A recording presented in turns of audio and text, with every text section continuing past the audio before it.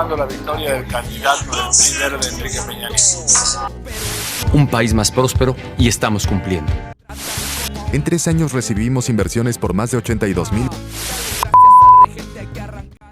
Hay una frase que seguramente has escuchado alguna vez. En México nunca pasa nada, hasta que pasa todo de golpe. Y si no te convence esta frase, piensa en todo lo que ocurrió entre 2012 y 2018. En menos de 6 años, atestigamos el regreso del partido que gobernó México durante más de 7 décadas. Miles de estudiantes se enfrentaron al candidato favorito de la televisión. Sufrimos la desaparición de 43 jóvenes. Salió a la luz uno de los mayores escándalos de corrupción del sexenio, la Casa Blanca. El precio de la gasolina explotó. Y millones de personas dejaron de creer en los partidos de siempre. Y al final, ocurrió la elección más importante de este siglo. Todo esto pasó entre 2012 y 2018. 6 años. El tiempo que tarda un niño en pasar de primero a sexto de primaria. Pero también el tiempo suficiente para cambiar el rumbo político del país entero. Presentación. Bienvenidos a México sin filtro. Aquí no venimos a repetir discursos políticos. Tampoco vamos a decirte por quién votar. Venimos a hacer algo mucho más peligroso. Entender. Porque cuando entiendes la historia, ya nadie puede venderte cualquier cuento. El libro. Este episodio está basado en las páginas 303 a la 360 de Transición Bloqueada, del sociólogo Arturo Anguiano. Y antes de empezar, quiero aclarar algo importante. Anguiano no escribió este libro para decir que un presidente fue bueno y otro malo. Su pregunta es mucho más incómoda. ¿Por qué, aunque cambian los gobiernos, los problemas más profundos del país parecen seguir ahí? Esa es la idea que recorrerá todo este episodio. Capítulo 1. El país que recibió a Peña Nieto. Pero antes de hablar de Enrique Peña Nieto, tenemos que regresar un poco, porque ningún presidente llega a un país completamente nuevo. Todos reciben una herencia, algunos reciben una casa. Otros reciben una bomba de tiempo. Cuando terminó el gobierno de Felipe Calderón en 2012, México ya venía profundamente lastimado.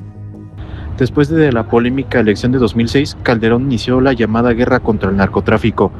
La estrategia parecía sencilla: sacar al ejército de las calles, combatir a los cárteles y recuperar la paz. En el papel sonaba bien. Pero en la realidad, México comenzó a acostumbrarse a escuchar palabras que antes parecían lejanas: balaceras, desapariciones, fosas clandestinas, militarización y violencia. Arturo Anguiano explica que el país llegó a 2012 con una enorme crisis de legitimidad. La gente desconfiaba de los partidos, desconfiaba de las instituciones y sobre todo estaba cansada. Era como al paciente que le prometieron una cirugía para curarlo, pero despertó con más cicatrices que antes. Transición. Y justo cuando México parecía tocar fondo, apareció un viejo conocido. El PRI, el partido que había gobernado durante más de 70 años, el partido que muchos pensaban que nunca volvería. Pero había encontrado un nuevo rostro: Enrique Peña Nieto. No era presentado como un político cualquiera, era prácticamente un producto de marketing. Siempre impecable, siempre sonriente, siempre acompañado de cámaras. Parecía que México no estaba eligiendo a un presidente, sino al protagonista de una campaña publicitaria. La promesa era clara: dejar atrás la violencia, modernizar el país, hacer crecer la economía y recuperar la confianza. Y durante un momento, muchísima gente quiso creerlo. Capítulo 3. El error que nadie esperaba. Pero entonces ocurrió algo que ninguna estrategia política había calculado. Mayo de 2012. Universidad Iberoamericana. Peña Nieto llegó pensando que sería otro evento controlado: un discurso, algunas fotografías, unos cuantos aplausos y fin de la historia. No ocurrió nada de eso. Los estudiantes comenzaron a cuestionarlo por la represión que ocurría años antes en San Salvador, Atenco, cuando era gobernador del Estado de México. Las preguntas eran directas, incómodas e imposibles de esquivar. La visita terminó convirtiéndose en un desastre mediático. Y cuando algunos políticos intentaron desacreditar a los jóvenes diciendo que ni siquiera eran estudiantes, cometieron un error histórico. 131 estudiantes grabaron un video mostrando su credencial universitaria frente a la cámara. Era su forma de responder, Aquí estamos, existimos y nadie nos pagó para pensar. Entonces el Internet hizo lo suyo. Miles de jóvenes comenzaron a escribir una frase que terminaría convirtiéndose en un movimiento nacional. Yo soy el 132. Lo que empezó como una respuesta a una mentira terminó convirtiéndose en una protesta contra la manipulación de los medios de comunicación, la falta de transparencia y el regreso del PRI. Pero aunque miles de jóvenes salieron a las calles, las urnas contaron otra historia. Enrique Peña Nieto ganó la elección. Y lo que hizo después cambiaría el rumbo del país. Capítulo 4. El pacto que prometía salvar a México o salvarlos de siempre. Imagina esta escena. Es diciembre de 2012, Enrique Peña Nieto acaba de tomar la protesta como presidente. Los mercados sonríen, los empresarios celebran y la prensa internacional habla del regreso de un nuevo PRI. Parecía que México por fin iba a encontrar una estabilidad.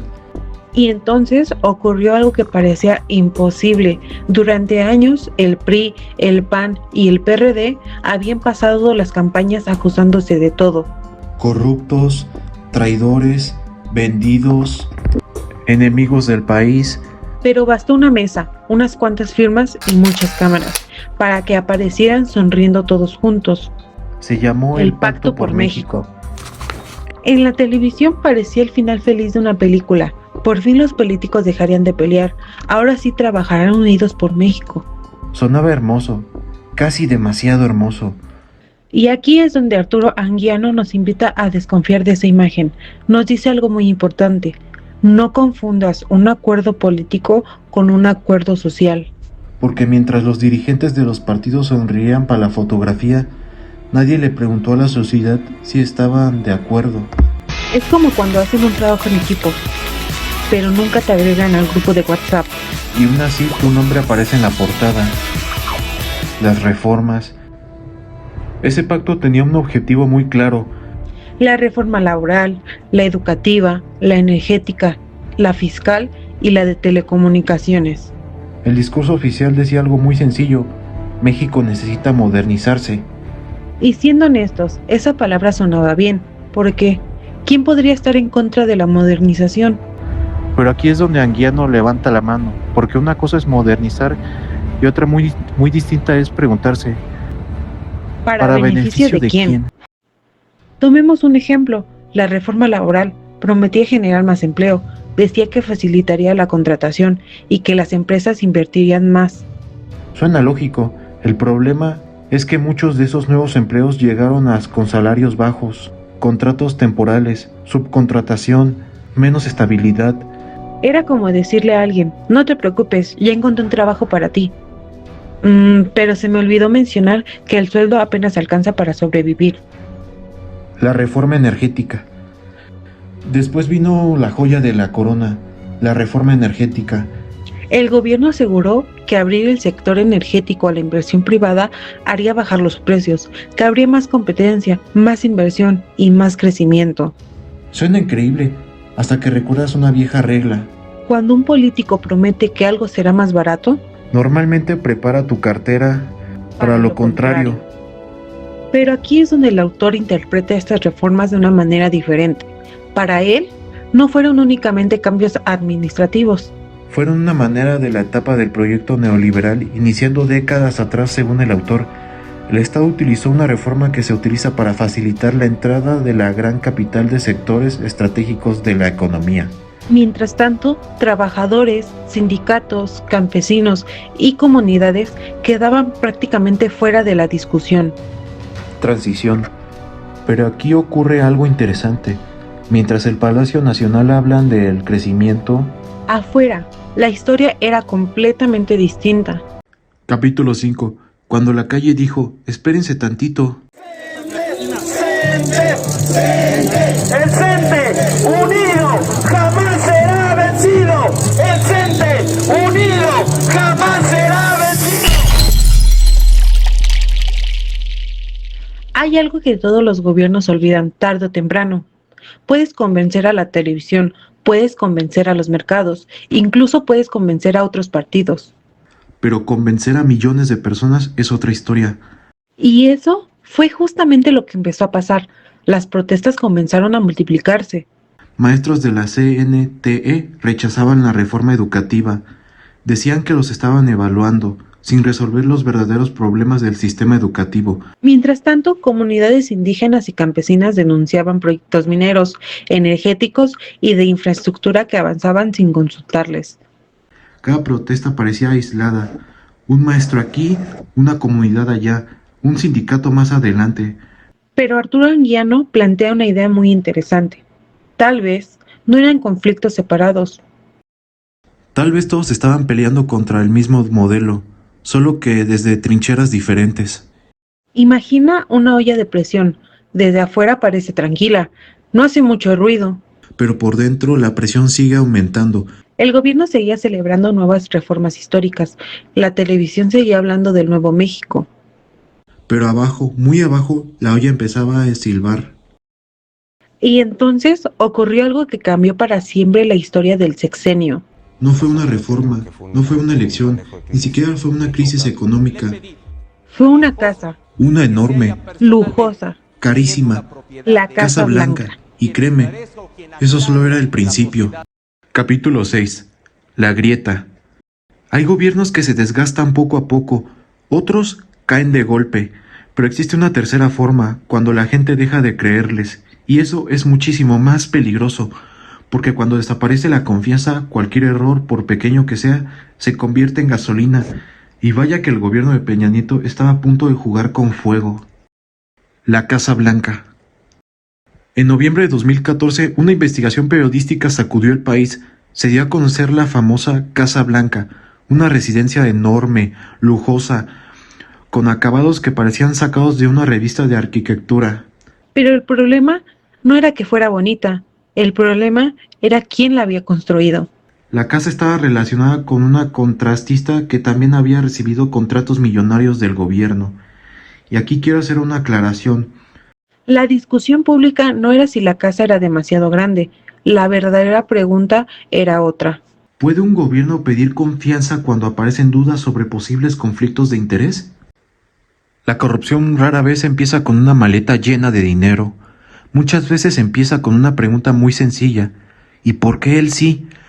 El gobierno intentó explicar la situación, dio entrevistas, presentó versiones, trató de cerrar el tema. Pero hay algo que ningún comunicado puede comprar, la confianza. Y cuando esa confianza se rompe, ya no basta con decir, créanme. Transición. Mientras que el gobierno trataba de apagar ese incendio, ocurrió algo que nadie esperaba. Y no, ya no se trataba del dinero. Ahora se trataba de vidas. Capítulo 7.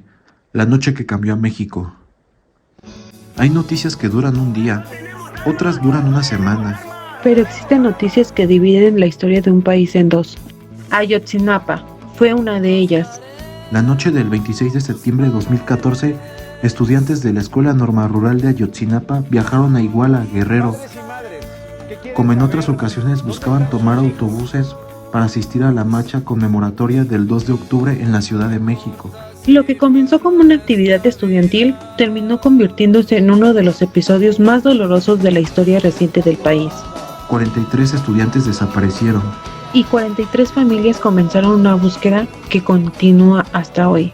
El caso dio la vuelta al mundo y una frase que comenzó a escucharse en universidades, calles y plazas. ¡Porque vivos se los llevaron! A este nuevo gobierno, que ya no se burlen de nosotras como madre, que ya no se burlen del dolor, del sufrimiento que tenemos por no saber qué pasó con nuestros hijos. Queremos saber la verdad. Antes de que nos olviden,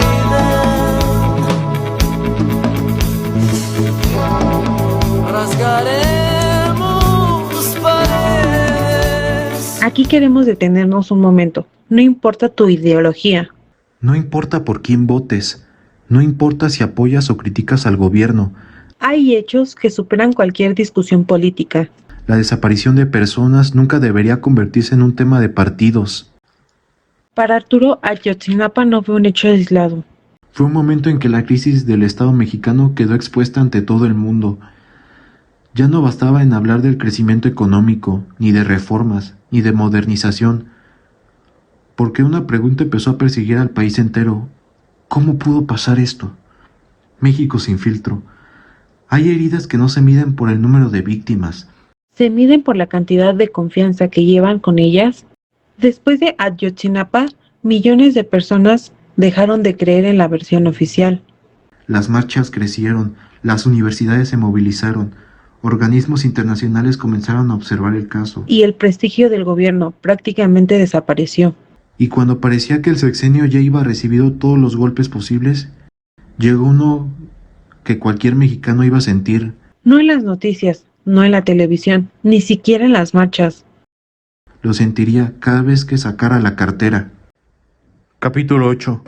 El día en que el bolsillo explotó. Son retos para los que estamos preparados si nos enfrentamos unidos. El primero, sin duda, es el aumento en el precio de las gasolinas. Déjame hacerte una pregunta. ¿Qué es lo primero que piensas cuando sube la gasolina? Exacto, que todo lo demás también va a subir. Porque la gasolina no solo mueve carros. Mueve camiones, mueve comida, mueve mercancías, mueve prácticamente todo un país. El reloj. Falta 1 año y medio para las elecciones, en enero de 2017. El gobierno anunció la liberalización del precio de los combustibles. La explicación oficial era que la medida respondía a los cambios en el mercado internacional y buscaba hacer más eficiente el sector energético. Pero la explicación económica no evitó una realidad mucho más simple. La gente llegó a cargar gasolina y descubrió que al llenar el tanque costaba mucho más. México sin filtro. Hay decisiones políticas que la gente discute, hay otras que la gente siente. El gasolinazo no necesitó un discurso para entenderse, bastó con mirar el ticket de la gasolina. Las protestas comenzaron casi de inmediato. Hubo bloqueos, manifestaciones, cierres de carretera. Incluso saqueos en algunas ciudades. El país estaba cansado y el gasolinazo fue la gota que terminó derramando un vaso que llevaba años llenándose. Piensa en todo lo que había pasado hasta ese momento.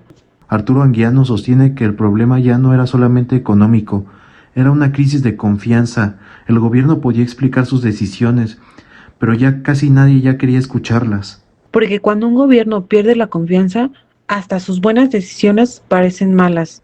Capítulo 9. Cuando los partidos empezaron a quedarse solos. Hay algo curioso, los partidos políticos no desaparecen cuando pierden una elección. Empieza a desaparecer cuando la gente deja de sentirse representada por ellos. Y eso fue exactamente lo que comenzó a pasar. Después de Ayotzinapa, el PRD quedó profundamente cuestionado por su papel en Guerrero. El PRI cargaba con los escándalos del gobierno federal. El PAN tampoco logró convencer a una buena parte del electorado de que representaba una alternativa distinta. En el libro se describe en este momento como una profunda crisis del sistema de partidos. No era solamente un problema de popularidad, era un problema de legitimidad. Y aquí quiero preguntarte algo. ¿Qué haces cuando ya no confías en ninguna opción? Exacto, empiezas a buscar una nueva. Quedan pocos meses para la elección presidencial y aquí aparece un personaje del que todo el mundo hablaba, Andrés Manuel López Obrador. Pero cuidado, Arturo no dice que AMLO ganó únicamente por hacer una buena campaña. Dice algo mucho más interesante. Ganó porque el sistema político tradicional llevaba años perdiendo la confianza de millones de personas. Es decir, más que un fenómeno aislado, fue la consecuencia de una larga cadena de acontecimientos. A veces las elecciones no cambian la historia, simplemente revelan que la historia ya había cambiado desde antes. México estaba a punto de votar, pero esta vez no parecía una elección más, parecía un ajuste de cuentas. Capítulo 10. El tsunami. Hay terremotos que duran segundos, huracanes que duran días, pero existe otro tipo de desastre, uno que tarda años en formarse, y cuando finalmente llega, ya nadie puede detenerlo. 1 de julio de 2018, llegó el día. Millones de personas salieron a votar. Algunos lo hicieron con esperanza, otros con enojo, y muchos simplemente querían que algo cambiara, y cambió. Andrés Manuel López Obrador obtuvo un día de victoria contundente. Morena pasó a ser un partido joven a convertirse en la primera fuerza política del país. El PRI sufrió una derrota histórica. el PAN quedó lejos del primer lugar y el PRD prácticamente desapareció como protagonista nacional. México sin filtro. Hay quienes dicen que las elecciones cambian países, a veces no. A veces las elecciones solamente hacen visible un cambio que lleva años ocurriendo. Pero aquí viene la pregunta más importante de todo el libro. ¿Ganó únicamente un candidato o ganó el cansancio de millones de personas? Porque después de escuchar toda esta historia, yo creo que la elección de 2018 no empezó en 2018. Empezó con la violencia que dejó el sexenio anterior, con las promesas del regreso del PRI, con el movimiento Yo Soy 132, con el Pacto por México, con las reformas, con la Casa Blanca, con Ayotzinapa, con el gasolinazo y con millones de mexicanos preguntándose si realmente alguien estaba escuchándolos. Y aquí es donde Arturo Anguiano deja de hablar de presidentes, porque el verdadero protagonista del libro nunca fue Peña Nieto, nunca fue Calderón y ni siquiera López Obrador. El verdadero protagonista es el sistema político mexicano. El autor nos deja una pregunta incómoda. ¿Qué pasa cuando cambias al gobernante, pero muchas de las estructuras económicas, políticas y sociales siguen siendo las mismas? Y aquí es donde queremos salir un momento del libro. No para contradecirlo, sino para traerlo a nuestra realidad, porque si quieres entender qué significa una transición bloqueada, ni siquiera necesitas prender las noticias, solo asómate a la calle. Piensa cuántas personas se levantan todos los días antes de que salga el sol, se suben a un transporte público lleno, pasan horas para llegar al trabajo o a la escuela, trabajan jornadas larguísimas y cuando por fin reciben su sueldo, descubren que cada vez alcanza para menos. La comida sube, la renta sube, el transporte sube, pero el salario muchas veces no crece al mismo tiempo. Los presidentes cambian, los partidos cambian, las campañas prometen un futuro diferente. Pero millones de personas siguen esforzándose para llegar a fin de mes. Y ahí es donde la pregunta de Arturo cobra todo su sentido. ¿Realmente el sistema cambió o solamente cambió quien lo administra? Pero cuidado, el libro tampoco nos invita a pensar que nada puede cambiar. Al contrario, nos recuerda que la democracia no termina el día de las elecciones. Votar es importante, pero una democracia también necesita ciudadanos informados, estudiantes críticos, trabajadores organizados, personas que se cuestionen, que lean, que participen, como lo dijo María Félix. Protesten. Quéjense. No se dejen. Prepárense. Hagan desde su vida lo que ustedes desean. Porque cuando dejamos toda la responsabilidad en un solo presidente, corremos el riesgo de volver a bloquear la transición, solo que ahora un color diferente. La justicia no aparece por arte de magia, se construye. Y esa construcción también depende de nosotros. Recuerda algo. Y ser joven y no ser revolucionario es una contradicción hasta biológica. Por último, Este libro fue escrito antes de que Claudia Sheinbaum llegara a la presidencia, por eso no encontrarás ese análisis aquí. Sin embargo, la pregunta de Arturo sigue completamente viva. Hoy México tiene una nueva administración que promete dar continuidad al proyecto iniciado en 2018, pero será el tiempo quien demuestre qué tanto se transformó en el fondo, o si las estructuras que el autor criticaba siguen intactas. Así que queremos darte la última pregunta. ¿Las cosas cambiaron de verdad o solamente cambiaron la pintura? Nosotros fuimos México sin filtro, donde no venimos a decirte qué pensar, venimos a darte las suficientes preguntas para que nadie vuelva a pensar por ti. Hay que arrancar el problema de raíz y cambiar al gobierno de nuestro país. Yo por eso me quejo y me quejo. Gente que vive en la pobreza, nadie hace nada porque nadie le interesas. La gente de arriba te detesta. Hay más gente que quiere que caigan sus cabezas. Si le das más poder al poder,